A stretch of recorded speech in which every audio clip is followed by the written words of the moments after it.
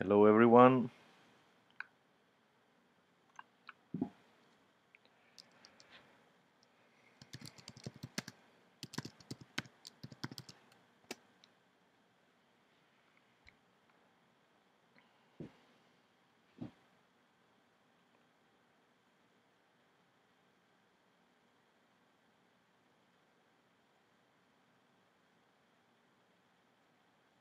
I'm gonna wait until somebody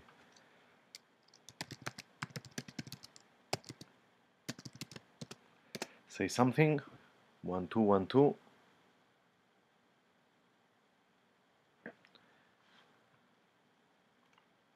1 2 1 2. Mic is alright. Looks like I don't have feedback today. Right. Okay, so let's start with some sound design. I'm gonna make some chords and we are gonna see a concept inside analog that I think is quite interesting. Double check that everything is fine. Alright.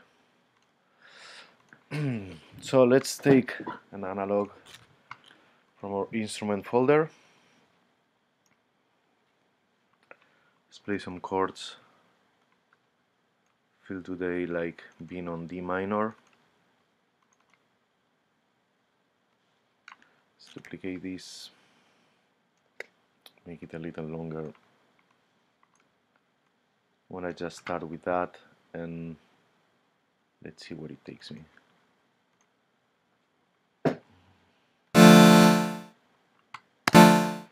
Okay, so let's switch off the second oscillator and let's focus on the first one. So as you have probably learned, the amplifier envelope is under the amplifier tab. I had to say that, in my opinion, the envelopes are the most important part of sound design. If you master the envelopes of your synthesizer, you are gonna be able to do any type of sound. So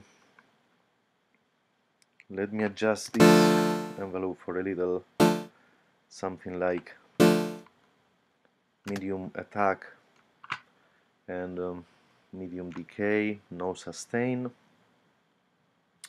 No sustain and release gonna be a little longer than the default one. Well, this is not very exciting, but there is something here that says loop needs set to off, and it gives us different options.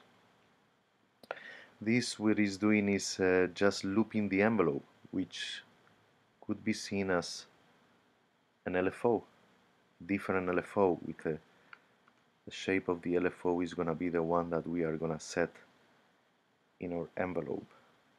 Again, this is the envelope, amplifier envelope, but if I set it to loop, and for example ADR means that it's going to loop the stages of the attack and decay until the key is released, and we can get some interesting flavors. For example, that. See that I'm just playing one chord, but it looks like I'm almost playing 2 times. This is because of the loop of the attack and decay phases. I can play with the decay time.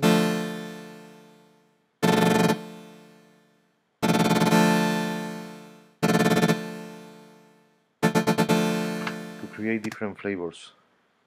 I think this was not explained in the syllabus, so I think it's kind of interesting. We can do actually the same with the filter envelope. So let's move a little the filter cutoff.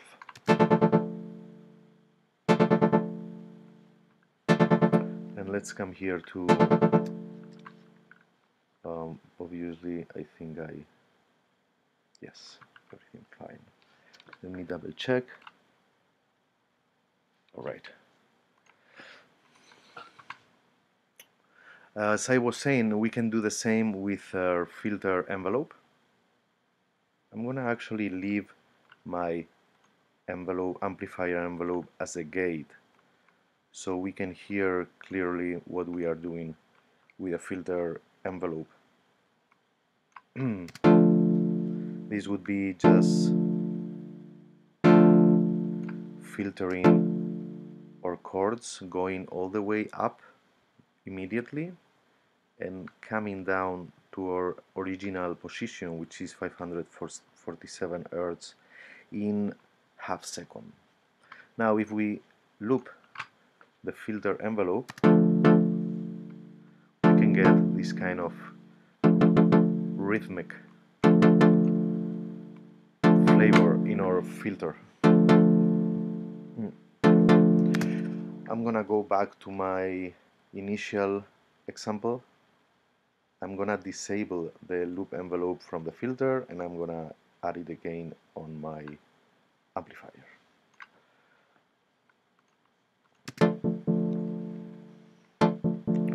And what else? I can give also, let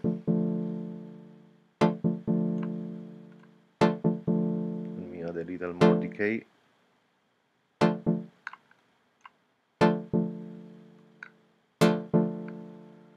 Again, I'm in the amplifier envelope and I'm trying to find the sweet spot.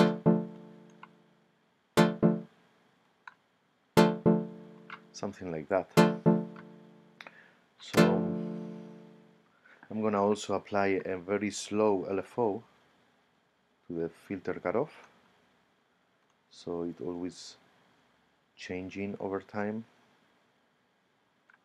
and I'm gonna set it that it's not going to re-trigger. So every time is a little different. Maybe I can change the waveform from my LFO to something a little more random.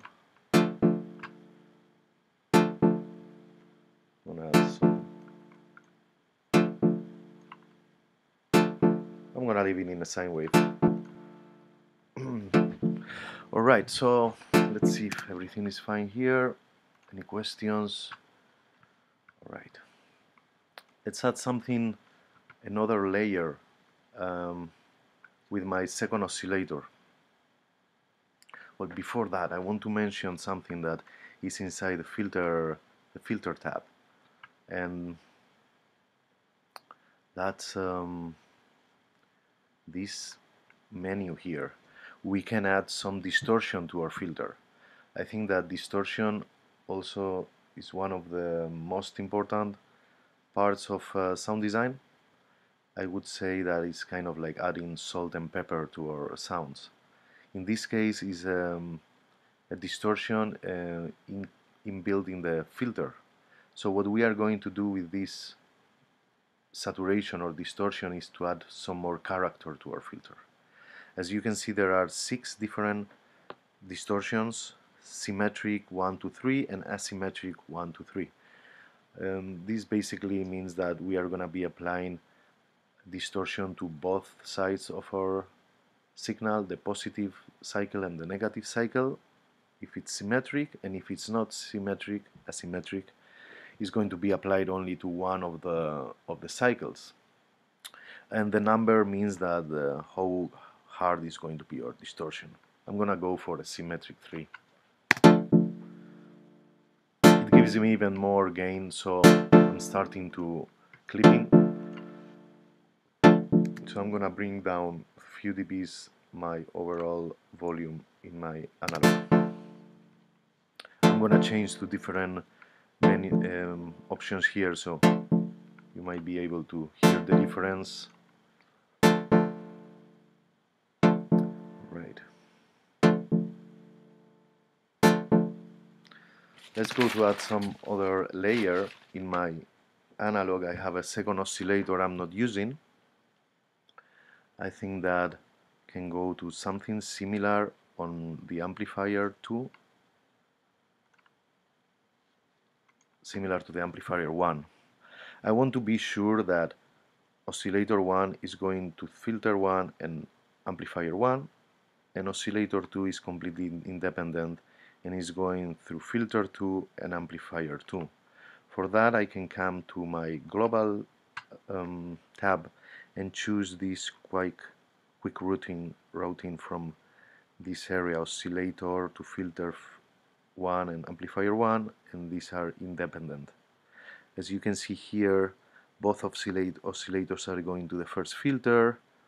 Here oscillators are mixing two different filters, and here oscillator 2 and 1 going to one filter, then to another filter, and then to the amplifier. The configuration that I'm interested today is this one, that they are all independent. So I'm gonna switch off actually my oscillator 1, so I'm gonna just be listening to oscillator 2. So let's go and fix a little our envelope. Again, plucky, and probably I'm gonna add the same concept.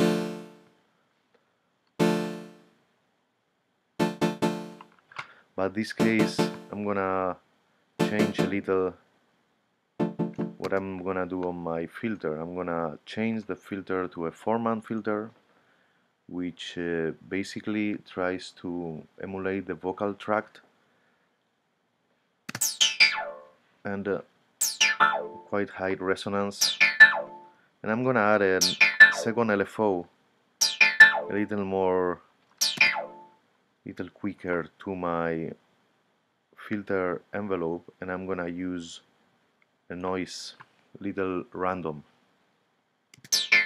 I still don't hear the modulation of the LFO2. That's because we have to come to our filter 2 tab and say frequency modulation is going to be modulated by LFO2, and in this case I want also to modulate my resonance. There is also by default a value of 4 for the filter envelope. In this case I'm gonna just set it to 0.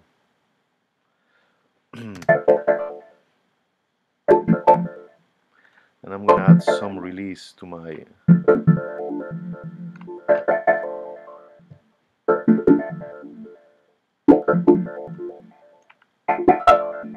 it's distorting because of the frequency resonance, so I'm gonna bring it down, and I'm gonna bring this whole second layer down with the level of the amplifier. Now let's mix them together.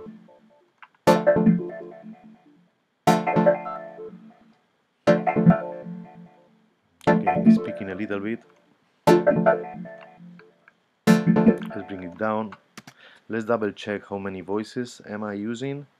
I'm using 8 voices, and here I'm playing 6 notes, which we are okay. And I'm gonna maybe add some unison. Let's see how it sounds. Unison always give a little wider sound to our synthesizers. Basically we are playing the same voices, the same note with different voices. In this case we can choose between 2 and 4, and the nice thing of the unison is to detune those voices a little bit to create a choir effect.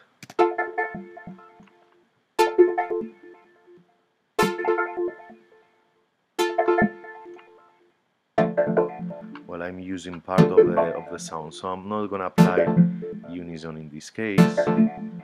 Let's bring the sound a little lower so we are not clipping.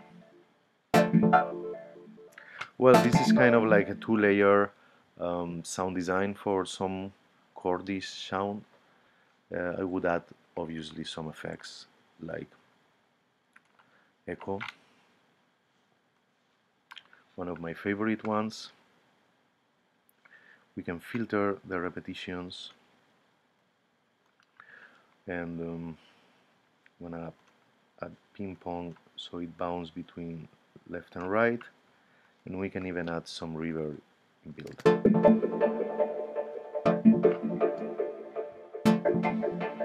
We can saturate the input and bring the output down.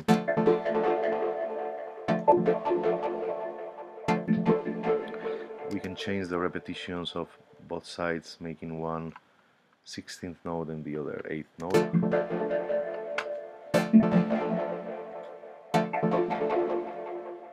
Alright, well, let's leave it there.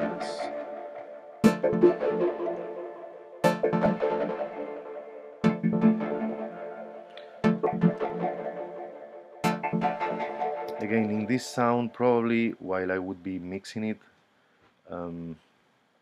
with all the rest of my elements, I probably or surely would add a saturator at some point.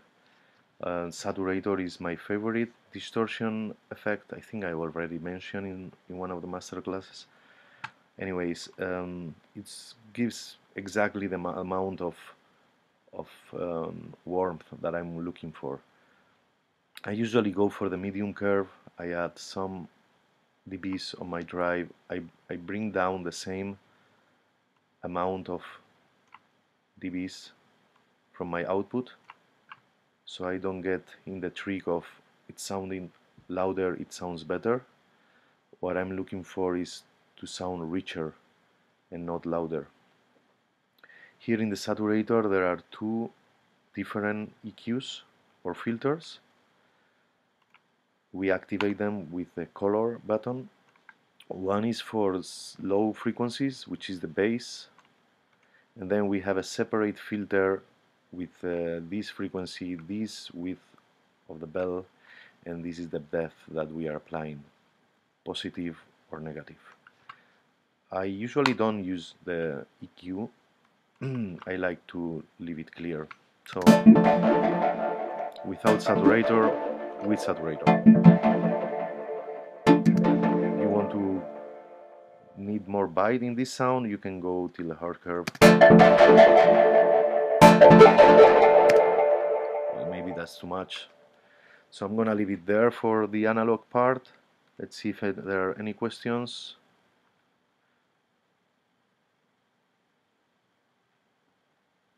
All right. Looks like everything is clear.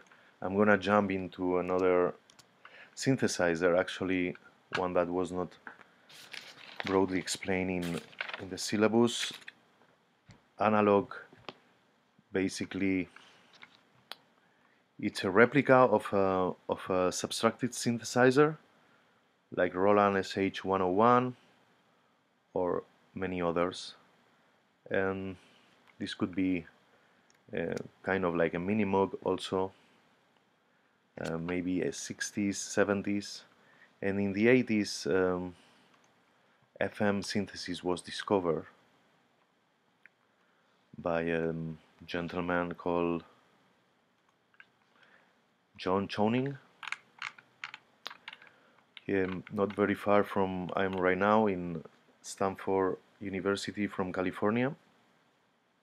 He developed what is called FM synthesis, and together with Yamaha they patent what was probably the first FM synthesizer, the Yamaha DX7. As you can see, it was the digital era in the 80s. It was including digital small screen. There were not any more knobs, there were more buttons and menus. This synthesizer was much cheaper than a Mini Moog, and yeah, it was a revolution. Everyone started using it, and a lot of people were start selling their analog synths, which nowadays they have become both vintage. Well, I mean vintagesynth.com. I think I already mentioned this website. It's kind of like a browser for synthesizers, and here there is a place that says DX7 has been used by, I think that most of pop music and any kind of electronic music from the 80s and 90s are filled of DX7 sounds, from, I can say, Depeche Mode, Madonna, Kraftwerk, Stevie Wonder, and so on. Well, The difference between subtractive and FM synthesis basically is that in FM synthesis we need two signals to be able to make FM. One is called the carrier and the other one is called the modulator. Basically what we are doing is, thanks to the modulator, we are changing the pitch of the carrier. As you can see here, when the modulator is going down, its amplitude is going in a lower value, the frequency of the carrier is slowed down. And here, when the modulator is going up, the frequency of the carrier is speed up. Well, in this graph, carrier and modulator have very different frequencies. This would be more like an LFO, but now imagine that the modulator is a high-speed waveform similar to the carrier. The effect would be something similar, that when the amplitude of the modulator goes down, the frequency of the carrier will slow down, and conversely, as I just explained. Well, so we need two waveforms, and the synthesizer in Ableton that emulates an FM synthesizer is Operator. As you can see, here we have 4 different oscillators. While we are talking in FM, we call them operators. So we can see here that we have a first oscillator, and then this one here is, his level is set to 0. So if I play a note, I'm just playing a sine wave because it's set up here. Sine wave with this envelope, I can make it shorter. Sorry, I'm in the B. This would be A. Let's leave it up there. And now let's start to make some FM. So FM would start when I will raise the volume of my second operator.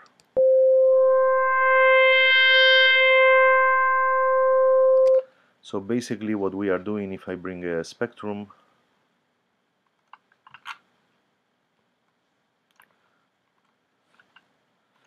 I'm setting my pitch with my carrier, which is oscillator A, and thanks to FM synthesis, I'm adding some more harmonics in the upper side of the frequency spectrum.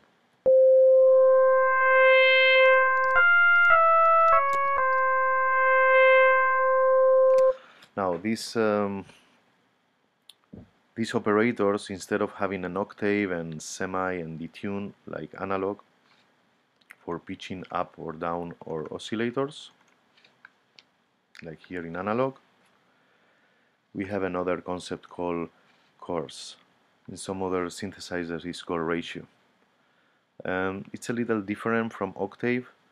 I just want to make a little short, long story, is that if you want to go higher 1 octave, you have to double your course. So if I want to play this operator 1 octave higher, I just have to say course 2. If I want to play 1 octave higher, I should set this to 4. If I want to go 1 octave higher, I have to go to 8. If I want to go 1 octave lower, I have to go to the half, which is 0.5. Don't get confused, 3 octaves would not be course 3. 3 octaves would be course 8. Alright. Well, let's go back to make some FM sounds. So here what I can make is I can set that my envelope for A is just a gate, and I can say that my envelope for B is gonna start a little later, so I can hear first part of my signal without having any effect from the second oscillator. And I'm gonna set the course of my second oscillator a little higher to ratio 4. So first I'm gonna play, and as you can see, I'm gonna make this even longer.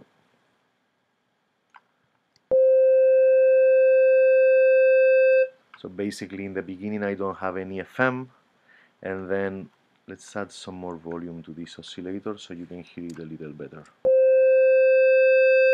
We can see it here in the spectrum. Oh, these high harmonics are coming a little later in time. Well, let's make something with this operator. Let's see if you guys have any questions.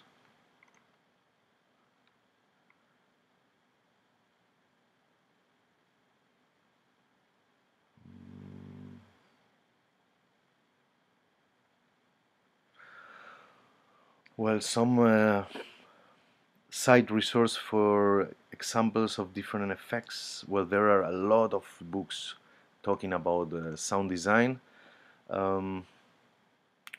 What I can do is maybe post a forum post later and giving my recommendations of books for sound design. I think that would be the best. Before going further, I want to mention also that in the DX7 there were different kind of algorithms. So if I type just here DX7 algorithms, this was basically how the oscillators were connected to each other. And in this image you can see that, for example, algorithm number 1. I don't know if you can see this. I'm gonna make zoom. I hope I don't break it. Basically here we can see that operator 1, 2, 4 and 5 are carriers, and operator 3 and 6 are modulators. Operator 6 is also modulating itself. In operator we only have 4 operators, by the way. In DX7 they were like 6. Another example here, algorithm number 11, 1 and 3 were carriers, number 2 was modulating itself, number 4, 5 and 6 were modulators. I mentioned this because here in operator we can change the different algorithms with these images here. The first one, which is the default one, means that, as you can see, orange is D, operator D, cyan is C, green is B, and yellow is A. So in this case, D is modulating C, the result is modulating B, and the result we take it and modulate A. In this one, we are modulating B with D and C, and then taking the result and modulating A. There are different algorithms, not as many as in the DX7. The last one would be not FM at all, because there are no modulators, so this would be kind of like a subtractive synthesizer again. Well, let's go and apply all this to some of our sounds here. So I have this from analog. Let's take the same chords actually and try to make a string. So I'm gonna take these guys, I'm gonna play them much even longer. So I'm gonna make a 4-bar loop and legato.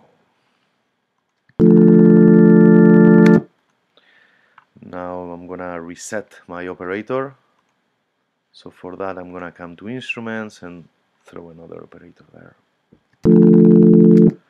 Okay, so first looks like I'm playing quite low in pitch, might go a little higher. I'm gonna take these guys, play one octave higher. It's already distorting, so I'm gonna bring down the volume.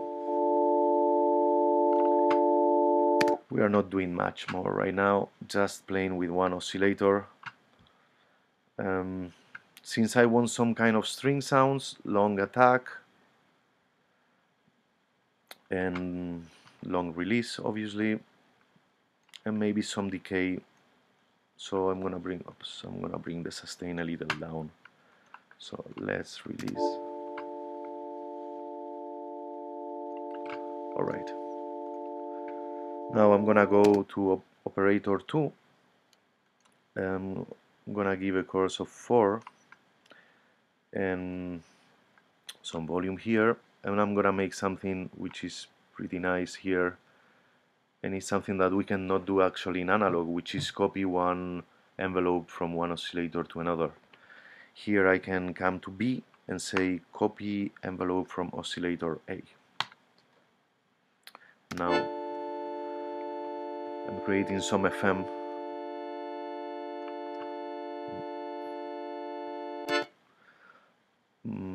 Let's add some more movement to this. I'm actually going to apply the same concept of looping envelope to my operator C. So here I'm gonna put the sustain down and a decay of 100 and something. But look what I'm going to do, guys. Here there is a loop function that says beat. We didn't have this in analog. And I can say that this envelope is going to get repeated every 16th note. So let's see how that sounds, and I'm gonna raise the chords of this operator to something pretty high, so it gives us like high harmonics, high frequency content harmonics.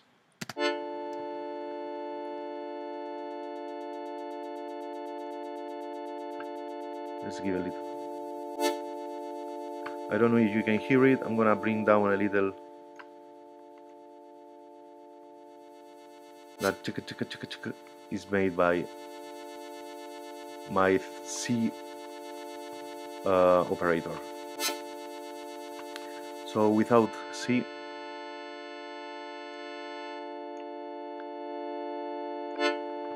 and now with my C operator.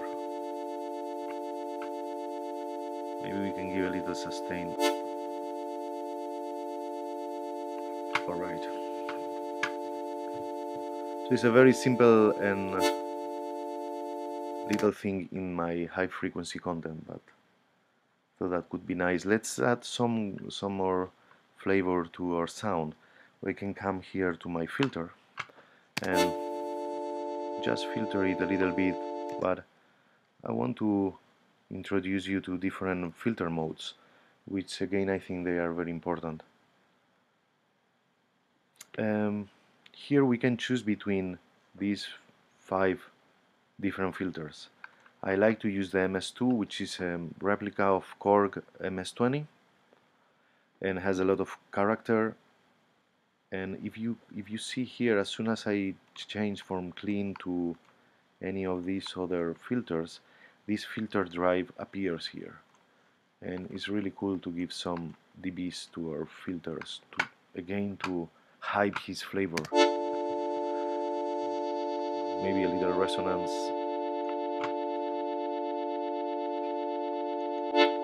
I think I can make this. Let's see how this sounds together with our.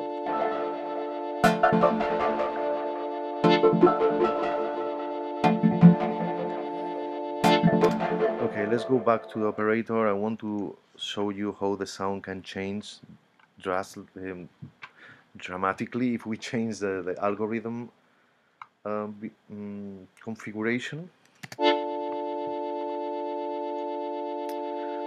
Let's add some more harmonics so you can hear the differences. Wow, that's kind of like very belly. The same with that. I'm gonna bring the volume down. Sorry for that, guys.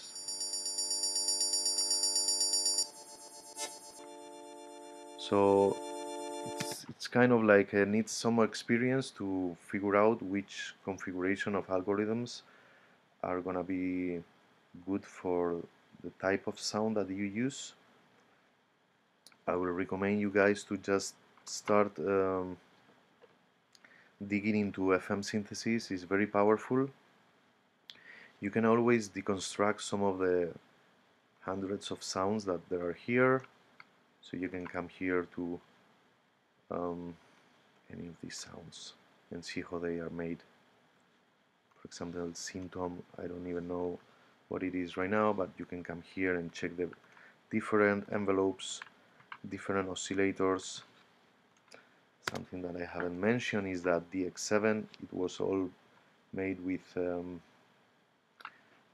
sine waves, but operator give us the possibility to change our waveforms with this menu, from sines to saws to square, etc, etc.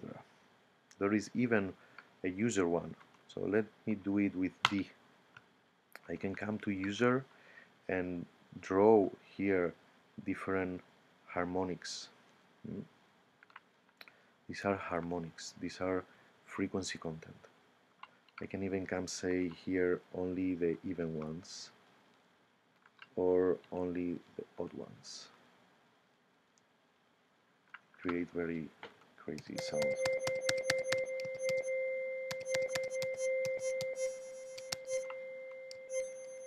Well, just wanted to show you that. And what else we have here? I was with the filter, giving some flavor with the distortion. Of course, there is here a spread to widen our sound. We can make a pitch envelope. Here we select where the pitch envelope is going, to which oscillators. I'm sorry, this is for something different. This is a general pitch envelope, and here is the envelope for the pitch. You can make it a little longer, the decay, so. And we can transpose the whole synthesizer. And something that I use sometimes a lot is this time value, because it can shorten all our times for the envelopes. Make them longer or make them shorter. Alright, so let's see how is this going here. Not this one, sorry for that. This one. Alright, same process of pulse width modulation. I don't know exactly what you mean, Michelle. Pulse width modulation is this process that I'm gonna explain right now. Audio effects, instrument, sorry. Pulse width modulation is something that we use normally for strings. Again, my D minor. Let's come here. Pulse width modulation works with square waves, and we can use here pulse width to modulate. Modulate it with an LFO. So more LFO, a little quick.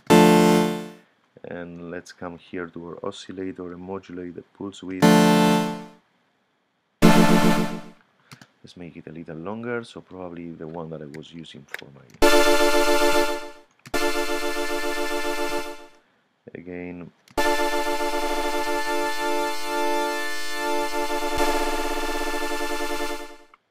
I'm using pulse width modulation here. I don't know exactly what you mean, Michelle, if it was the same process or not. But yeah,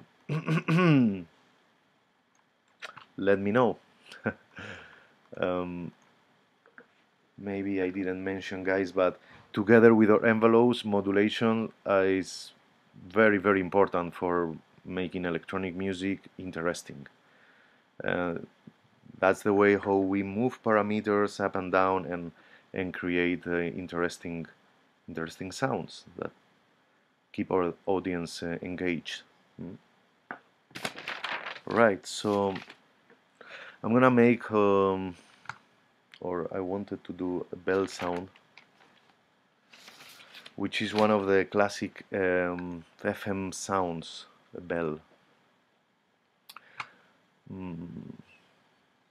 So I'm gonna use a couple of operators only. Let's take the first one, and its envelope is gonna be almost immediate and quite percussive. And let's see, let's play some hits here.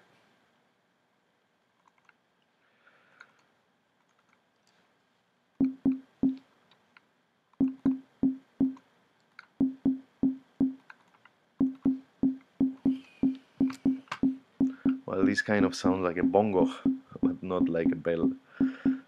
So the way to make some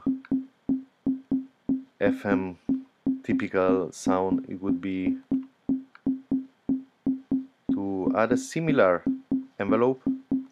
Let's take the same envelope from oscillator A. You can here copy the whole oscillator or only the envelope, and some other options, really helpful. But in this case I'm gonna just copy envelope from oscillator A. Not really a bell. I think that the point of the bell is to detune our oscillators a little bit. In the previous example, everything was perfectly tuned. As you can see, 1, 4, and 16 chords, so I was just like doubling octaves. When we are making FM, if we tune or double our oscillators by 1 octave or 2 octaves, everything is gonna sound pretty well and in tune. But there are a lot of sounds that had some natural detuning inbuilt. A percussive sound could be something like that, like a bell sound. I'm gonna try to show it to you right now. This sounds like totally perfect, but if I start detuning one of the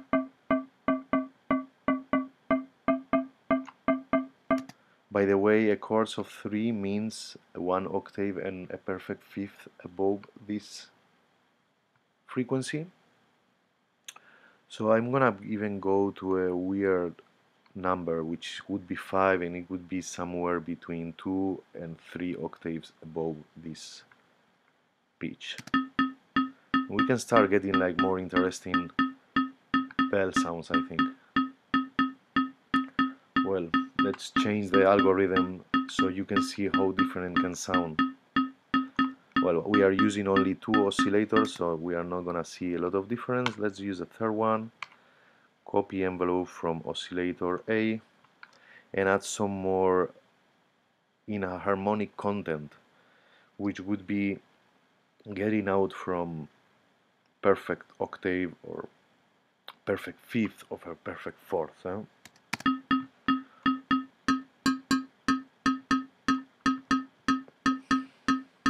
This looks like more a cowbell than a bell, but I think and I hope that you get what I mean.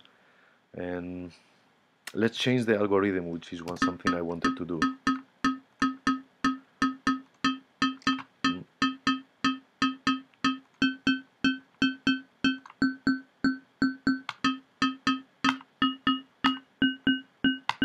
Let's change now, for example, C waveform and make it a little richer with a square 32. Or maybe with a triangle. Alright, well, let's see if we have any other questions. Everything looks clear. Alright. Well, that's my bells. Let's see if I play. This wasn't the example with analog. I was showing you something with that.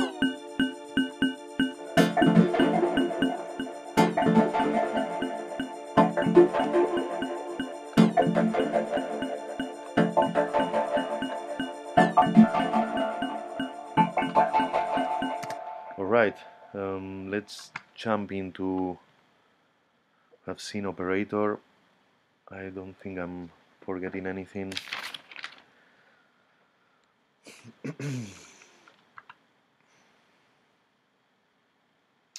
Let's go with wavetable.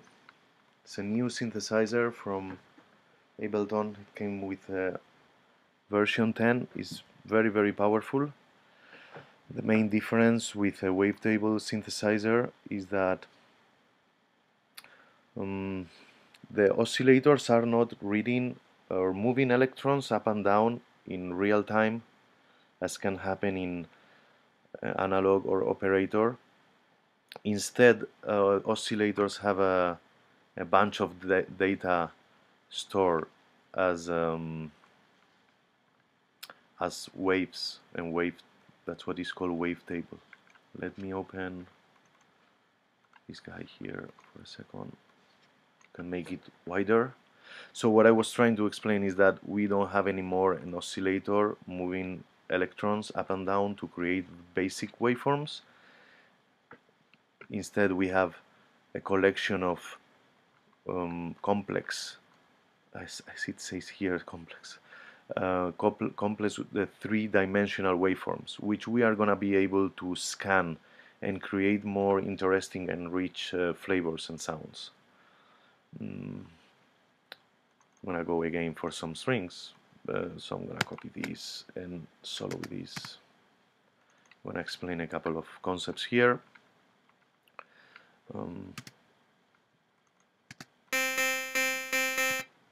This is not going to work with the operator with these sounds, but with this one that was a little longer. There it is.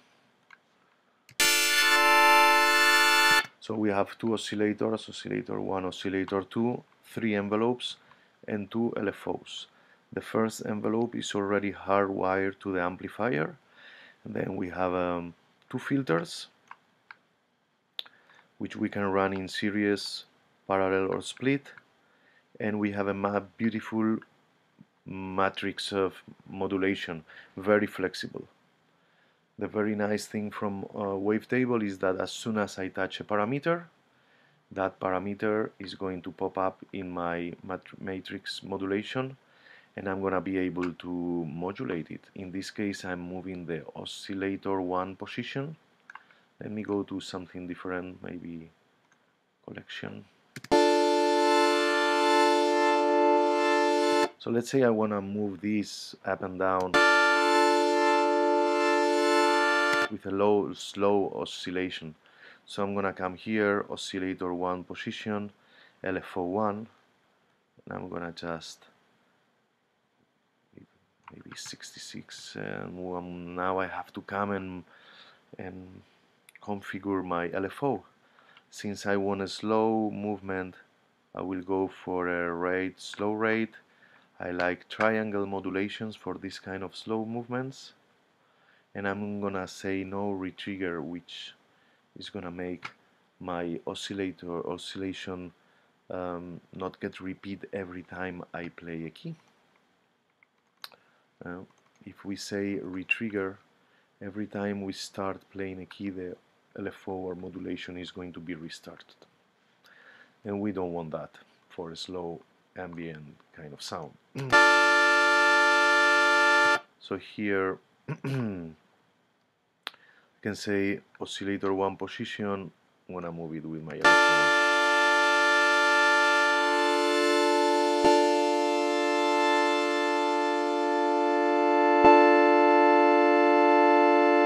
Maybe it's too much. Let's move it a little less.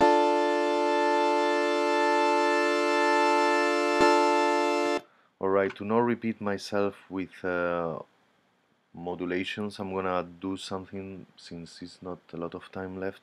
I'm gonna introduce the effects that are inbuilt in wavetable. FM, I just explained what is FM, so we can add some more harmonics to my sound with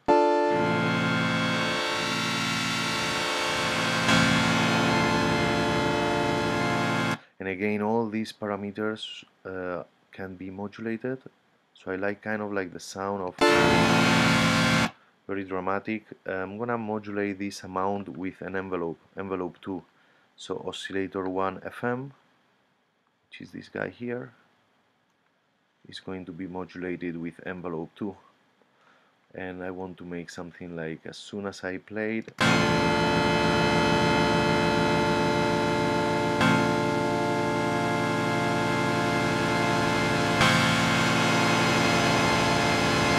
alright, let me apply some filters. We have a lot of high content. A very simple and classic modulation is to the frequency cutoff. Let's do it with the same LFO, slow modulation.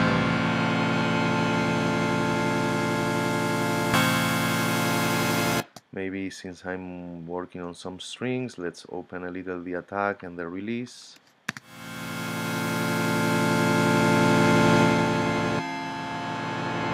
Now there is another view actually for the wave, for the oscillator, which is this one. It's kind of like a polar view. The sound doesn't change at all. I'm gonna add a second oscillator. Honestly, I don't even know yet all the wavetables that are included, but most of them are really amazing. And so let's add maybe this one here, and in this case I want like a quick modulation to this oscillator 2 position. So I'm gonna grab that, and I'm gonna add an LFO2. In this case I'm gonna synchronize it with my tempo 1/16, and I'm gonna do it square. Let's listen only to that side. Maybe not so much. Now let's add the other one.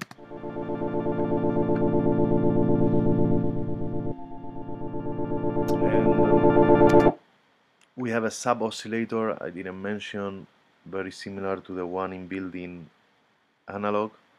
We can set same octave or oscillators, or 1 or 2 octaves lower, and the volume. Here we have the volume of each oscillator, and let's add some more effects to this second one.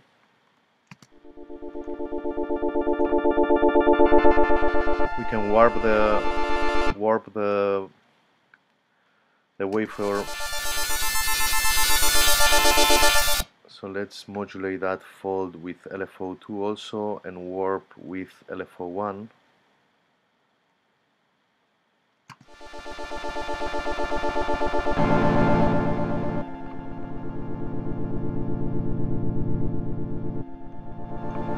And again, the filters can be all kind of filters. We have here MS2 as SMP, PRD is kind of like,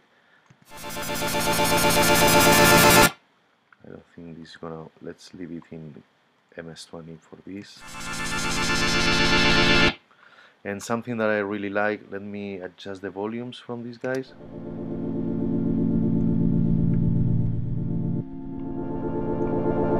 Something that I really like from a wavetable is the unison. It really creates a very wide sound.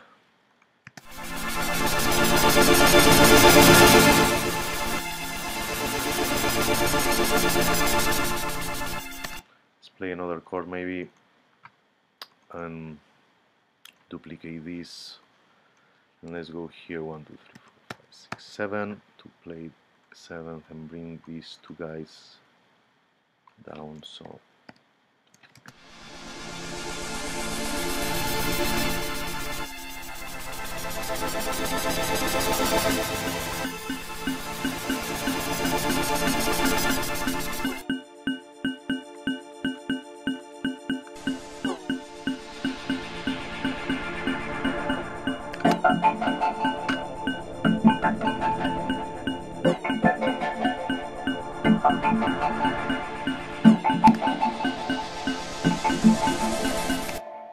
well guys, it's 5 minutes left.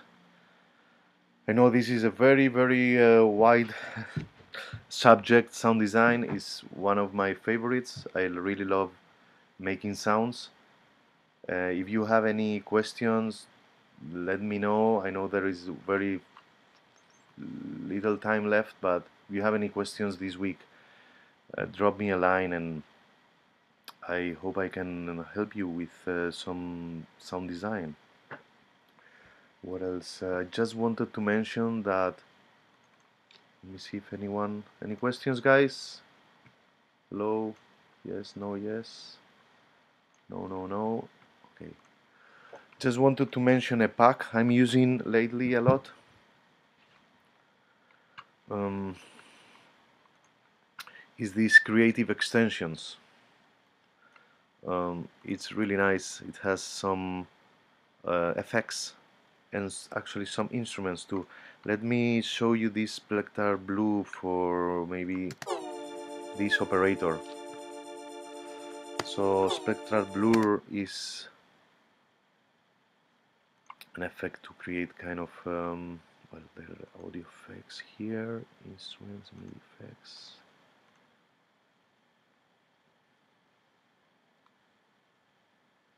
Spectral Blur, I was looking for the default one. So with Spectral Blue creates like texture reverb like sounds. We can set the band of frequency that we are gonna be affecting. This will one just like selecting this range of frequencies. The width is all the way up, so you can hear what I'm doing with the E effect. Residual is controls the level of unprocessed signal, and halo adjusts the length of the blurred grains. Shorter grains, longer ones. We can give some more volume to our width. Let's cook to clear some more grainy reverb-like sounds. I like that Spectral Blur. And one of my favorites lately is one instrument called, sorry, it's a MIDI effect, melodic steps. Let me see with what I'm going to do that, maybe with my first analog. So I'm gonna bring melodic steps here. It's a MIDI effect, so it has to go before my instrument. For that I'm gonna switch off this clip with zero. With zero you can mute or unmute clips also. And why? Because this MIDI effect is already triggering notes for me. It's a sequencer. Now that you have learned and write about sequencers, you know what is a sequencer. I can set here the length of my sequencer, 16 steps maximum. This is the transpose, is how I'm gonna transpose those steps. Let's open it. Let's open all to 16 steps. So we have octave. Basically we are selecting which octave I'm playing my oscillators. Transpose is the pitch. The length is kind of like the envelope of that step. We can play here with the velocity. I haven't modulated anything today with velocity, but as you know, I like very much to do that. And here is a chance line, which means that all the way up that step is going to be played 100%, and all the way down is 0%. So we have a range of probability here. This becomes a probability sequencer, which is very nice to create non-repetitive sequences. So right now I will have to adjust my envelope probably.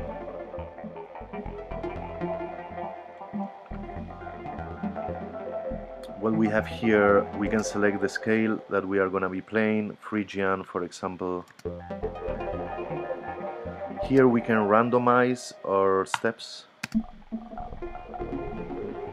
We can set them to 0. We can randomize light randomization. This is light randomization, this is hard randomization. We can very easily create polyrhythms with different kind of like steps. Let me come here to my envelopes. Well, now it would take me a little longer to set up everything, but have a look to these melodic steps. Is really interesting. Again, the chance is something that is not very common to have a variable step sequencer. Well, it's already the time, guys. I'm gonna see if you guys need any artists who are pioneers. Okay, so I'm gonna write this by bibliography sound design in a post in few minutes or in few hours. And any artists who are pioneers, Costa, I would say that there are so many. Um, Everyone from the 80s and 90s were using massively FM synthesis. Again, from pop artists to Detroit techno artists, um, even noise artists, because it's very easy to create noise with FM synthesis. I'm gonna do it really quick here. As we take and we start modulating one sine wave to another, we can start creating very high pitch and eventually noise sounds. So yeah, I would not say that anyone was really pioneer. Everyone was using FM synthesis at that point. Again, it was cheaper, much cheaper, DX7 than a Minimoog. You can still find them in eBay, still cheap, for 200 or 300 dollars or euros. You can have a DX7. And I usually, if you want to know any other synthesizer from, I use Native Instruments FM8 a lot. No, this is an Ableton course, but just to let you know that there are some other tools out there. It's a little more deep, this guy, but really awesome and powerful. Just to show you what is happening in two waveforms when we are making FM. I want just to pop this in the end. We can see here there are two operators, E and F, and E is modulating F. And look what is happening in the waveform. Basically this is with two sine waves with the same ratio or pitch modulating one to each other. Well, don't want to leave this too much here since it's only an Ableton course, but yeah, there are a lot of artists. What is the velocity to volume in wavetable? Extasius, good question. It's here basically in the matrix of modulation. Velocity to amp, this guy here. Velocity to amp. Here we can say how the velocity is going to affect my amplifier.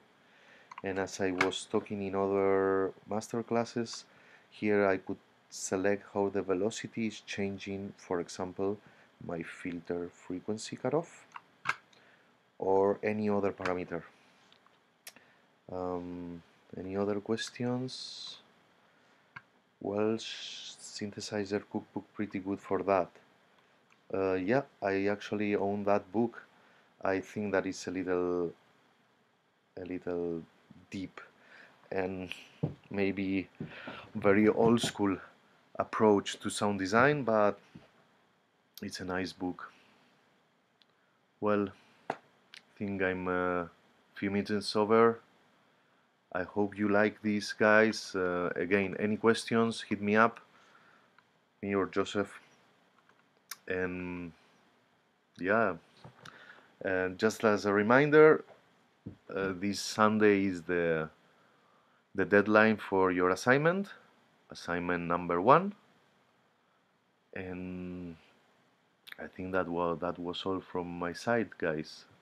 See you in the next one. Bye.